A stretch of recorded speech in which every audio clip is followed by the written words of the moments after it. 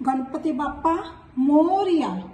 ગણપતિ બાપ્પાને લડ્ડુ અને મોદક ખૂબ જ ગમે છે, એટલે આપણે એમને પ્રસાદમાં મૂકીએ છીએ.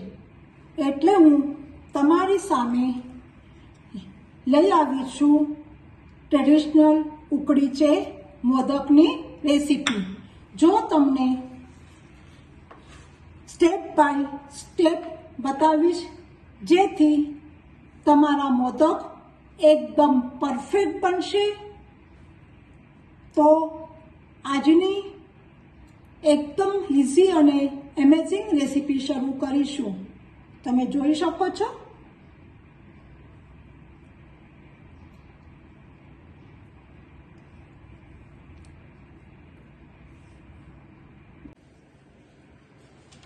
ટ્રેડિશનલ ઉકળીના મોદક બનાવવા માટે હું અહીંયા અડધો ટીસ્પૂન ઘી લઉં છું. એને મેલ્ટ થવા પછી એની અંદર 1 કપ પાણી નાખું છું.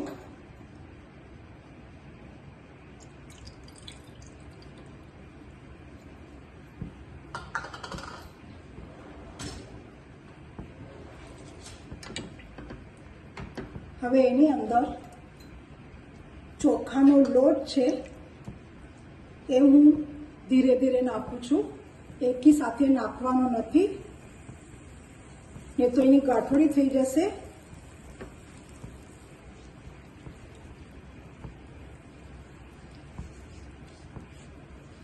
સતત હલાવતું રહેવાનું છે. હવે હું બધું નાખી દઉં છું એના અંદર. હવે એને વ્યવસ્થિત હલાવી લઈશું. લોટ થઈ ગયો છે ને હવે હું ગેસની ફ્લેમ બંધ કરું છું અને 15 મિનિટ માટે એને ઢાંકીને સાઈડમાં મૂકીશું. ત્યાં સુધી આપણે સ્ટફિંગ બનાવી લઈશું. હવે હું આ સાઈડમાં મૂકું છું. આ જે ઢાંકણ છે એના ઉપર જે આ હોલ છે તો એને પણ ઢાંકી દેવાનું છે અને હવે એને 15 મિનિટ માટે સાઈડમાં મૂકીશું. હવે સ્ટફિંગ માટે આની અંદર 1 ટેબલ સ્પૂન ઘી નાખું છું.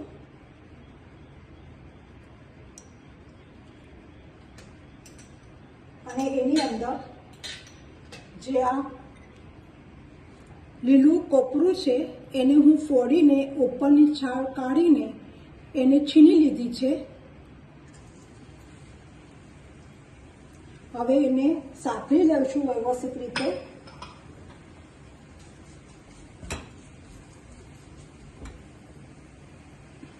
મારું કોપરું સાતરી ગયું છે. અંદરનો જે પાણીનો ભાગ હોય છે ને એ ખાલી આપણે સુકાવવાનો છે, એના માટે આ શેકી લેવાનું છે. હવે એની અંદર હું ખસખસ નાખી છું, જેથી એની અંદર આ શેકાઈ જશે. એટલે હું અલગથી એને શેકી નથી. ગેસની ફ્લેમ હું સ્લો અત્યારે મૂકી છે. હવે એની અંદર જે ગોળ છે એ અંદર નાખવાનો છે. ગોળને મેલ્ટ કરીને ખાલી મિક્સ જ કરવાનું છે. આના અંદર એનો પાયો કે કશું બનાવવાનું નથી. એની અંદર ખાલી મિક્સ થવા જોઈએ અને આ જે સ્ટફિંગ છે એ એક રસ થવા જોઈએ. મારું સ્ટફિંગ તૈયાર થઈ ગયું છે. હવે એની અંદર હું ઇલાયચી પાવડર નાખું છું અને ગેસની ફ્લેમ છે બંધ કરીશું. તમે જોઈ શકો છો. હવે હું ગેસની ફ્લેમ બંધ કરું છું અને સાઈડમાં મૂકું છું. હવે જે આપણી ઉકળ છે એ ઠંડી થઈ ગઈ છે. હવે આપણે એક પ્લેટમાં કાઢીશું અને એનો એકદમ સ્મૂથ એવો ડો બનાવી લઈશું. હું આને સરખું કરી રહી છું. ડોને થોડુંક હાથમાં ઘીનો લેવાનું અને એને સરખું કરી દેવાનું. એકદમ સ્મૂથ એવું આ ડો બનાવવાનો છે.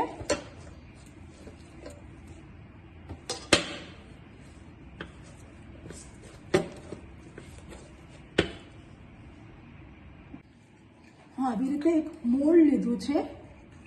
આ મોલ્ડને અંદર હું ઘી લગાડી દીધું છે. હવે એને બંધ કરીશું અને બંધ કર્યા પછી એને આવી રીતે એક લોહો લઈને એને થોડોક લાંબો બનાવવાનો અને એની અંદર પોર કરવાનો છે અને જે સાઈડ છે એ સાઈડથી એને દબાવવાનું આવી રીતે. ઉપર સુધી દબાવવાનું નથી કારણ કે ઉપર આવી જશે તો બહાર સ્ટફિંગ પણ બહાર આવી જશે. તમે જોઈ શકો છો આવી રીતે. હવે એની અંદર આપણે આ જે આપણું સ્ટફિંગ છે એ અંદર પોર કરીશું.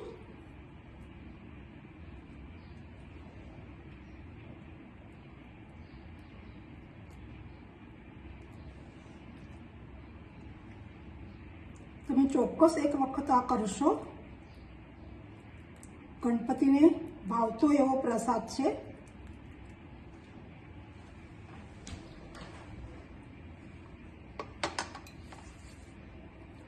હવે ઉપરથી આને બંધ કરી દેવાનું છે આવી રીતે.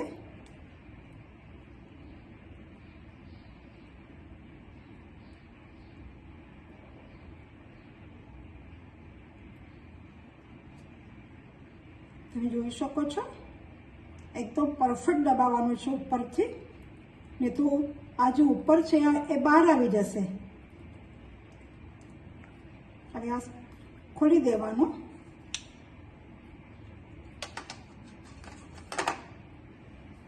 મોદક તૈયાર છે. આવી રીતે બધા બનાવી લેવાના છે.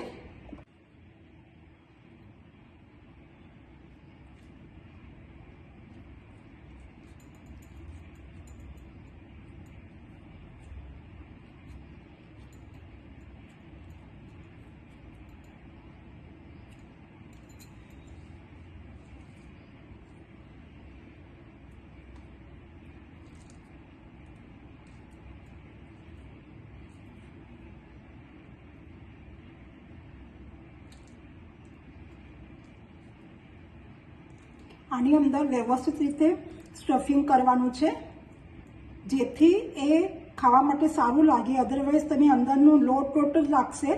તો સ્ટફિંગ વ્યવસ્થિત કરવાનું છે આના અંદર. અને પછી આવી રીતે એક નાની પૂરી જેવી કરી ઉપરથી એને આવી રીતે દબાવી દેવાની છે અને વ્યવસ્થિત દબાવવાની. ને તો પછી તમે જ્યારે આ બોઇલ કરશો ને મોદકને ત્યારે બહાર નીકળી જશે. આવી રીતે મારા બધા મોદક થઈ ગયા છે. હવે એને ડિમોલ્ડ કરીશું. તમે જોઈ શકો છો અંદરનું જે આપણું સ્ટફિંગ છે ને એ પણ દેખાય છે.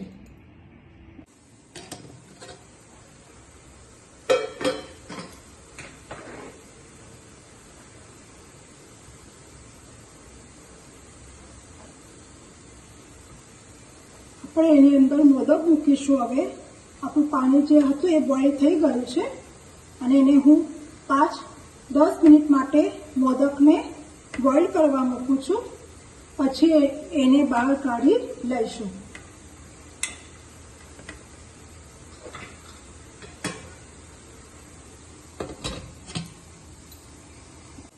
હવે ગેસની ફ્લેમ બંધ કરીને હું ઢાંકણું ખોલું છું. આપણા મોદક થઈ ગયા છે. વાવ, તમે જોઈ શકો છો. હવે આના ઉપર ડેકોરેટ કરીશું. એના માટે હું હળદરનું દૂધ લીધું છે. ઉપર એના માટે નાખું છું કે એનો જે નીચે ભાગ આવશે બહુ સરસ લાગશે દેખાવમાં. તમે જોઈ શકો છો. તમે ચોક્કસ આ રેસીપી એક વખત કરો. જો તમે આ રેસીપી ગમે તો તમે લાઈક, શેર, સબસ્ક્રાઈબ અને બેલ આઇકનને દબાવો જેથી નવા વિડીયોઝ તમારા સુધી પહોંચી જશે.